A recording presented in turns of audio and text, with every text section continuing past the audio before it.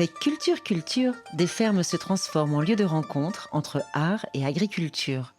On y vient pour apprendre, échanger et s'émouvoir dans une ambiance décontractée, sans barrière ni hiérarchie entre agriculteurs, artistes et public. Un mariage réussi.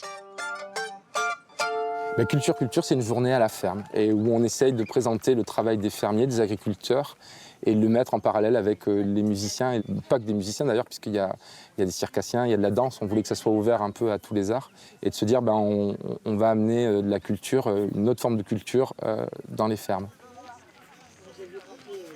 Là, c'est une parcelle quasi toute pitchounette. Et le deuxième rang là-bas, on a surgreffé au mois de mars, avril. Et pour changer de variété, on a mis des gold rush. Plutôt que de replanter des arbres, on tronçonne l'arbre et on remet des greffons, mais il va vous montrer.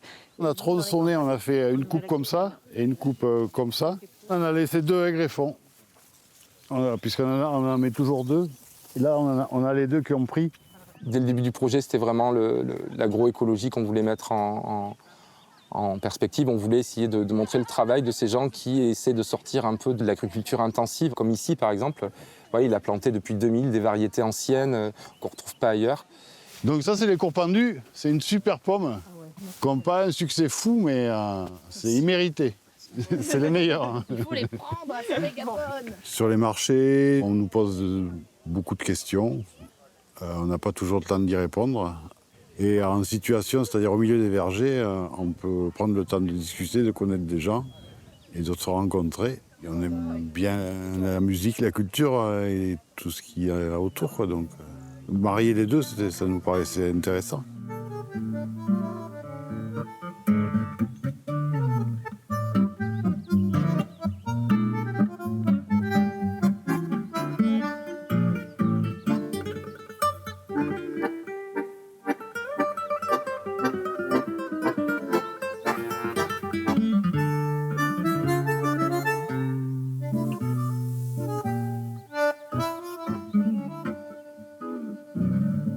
L'idée de présenter une première étape de création sans technique particulière nous a motivés en fait. Marc m'avait dit voilà, on fait quelque chose de plutôt brut, sans technique, donc on voulait une scénographie toute petite.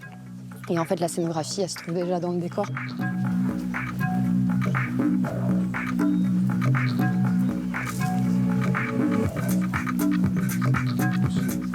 Le thème que j'aborde aujourd'hui et que j'aborde régulièrement, c'est de parler des variétés patrimoniales de fruits et le lien avec l'agroécologie. Pourquoi est-ce que je peux parler des variétés d'arbres fruitiers? C'est parce que je suis allée les chercher de 79 à 90 dans les campagnes. Toutes ces variétés anciennes, elles ne sont pas tombées du ciel.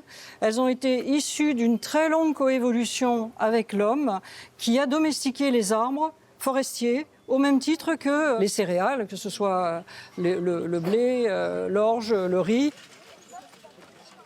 Je suis venue pour une conférence sur l'arboriculture agroforesterie qui était très intéressante avec Evelyne Le Terme. Moi, je suis moi-même plutôt dans l'aquaculture, mais j'aime bien pouvoir partager aussi sur nos méthodes de production, etc., etc. Et je pense que c'est le lieu idéal.